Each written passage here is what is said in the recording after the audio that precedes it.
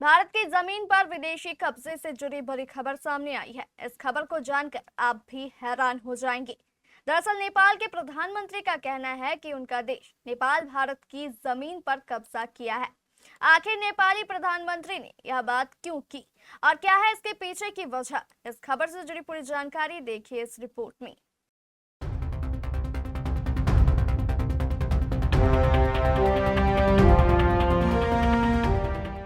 नेपाल के युवा प्रधानमंत्री बालेन्द्र शाह ने नेपाल की संसद में जो कुछ कहा उसने सबको हैरान कर दिया है। दरअसल नेपाल के संसद में भारत के साथ चल रहे सीमा विवाद को लेकर एक बेहद चौंकाने वाला बयान सामने आया है।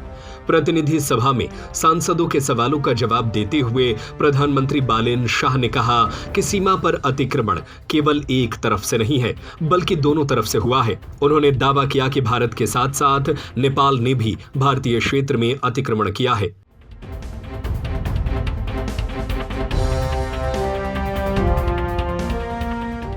संसद में प्रश्नकाल सत्र के दौरान प्रधानमंत्री शाह ने कहा, यह बात सुनकर शायद आपको भी हैरानी होगी।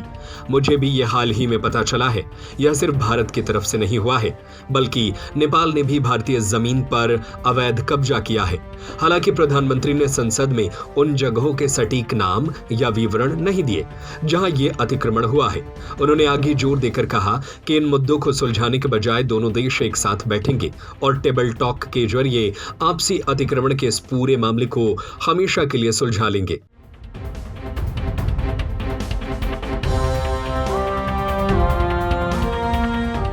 इसके साथ ही स्थापित सीमा विवादों का जिक्र करते हुए प्रधानमंत्री शाह ने पुष्टि की है कि नई दिल्ली ने लिपुलेख और लिम्पियाधुरा वाणिज्यिक मार्ग के संबंध में नेपाल के राजनयिक पत्रों का जवाब दे दिया है। दूसरी ओर प्रधानमंत्री के इस अप्रत्याशित बयान के बाद नेपाल के संसद में भारी हंगामा शुरू हो गया। मुख्य विपक्षी दल नेपाली कांग्रेस ने प्रधानमंत्री बालेन्द्र शाह के इस बयान पर कड़ी आपत्ति जताई। नेपाली कांग्रेस के मुख्य सचेतक ने इस बयान को बेहद संवेदनशील और आपत्तिजनक बताते हुए प्रधानमंत्री से तुरंत सबूत और स्पष्टीकरण की मांग की। विपक्ष का कहना है कि देश के प्रधानमंत्री को ऐसे नाजुक और कूटनीतिक मामलों पर बिना पुख्ता सबूतों के हल्के में बयान नहीं देना चाहिए।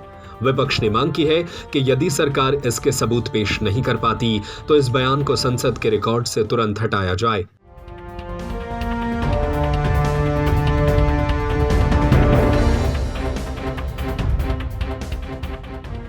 हाल ही में भारत द्वारा कैलाश मानसरोवर यात्रा का ऐलान करने पर नेपाल ने ऐतराज जताया था। नेपाल की सरकार का दावा था कि ये यात्रा लिपुलेख से नहीं जा सकती क्योंकि यह इलाका उनके देश का हिस्सा है। इसी वजह से दोनों पड़ोसी देशों के बीच थोड़ा तनाव देखा गया था। इस बीच नेपाल की सत्ताधारी राष्ट्रीय स्वतंत्र पार्टी के अध्यक्ष रवि लामिछाने 1 से 5 जून तक दिल्ली के 5 दिवसीय पर आ रहे हैं। वह प्रधानमंत्री मोदी और अन्य शीर्ष नेताओं से मुलाकात करेंगे। बालेन्द्र शाह के प्रधानमंत्री बनने के बाद लामिछाने का यह दिल्ली दौरा दोनों देशों के रिश्तों के लिहाज से बेहद अहम माना जा रहा है। वैसे नेपाली प्रधानमंत्री के इस बयान पर आपकी क्या राय है? हमें अपनी राय नीचे कमेंट बॉक्स में जरूर बताएं।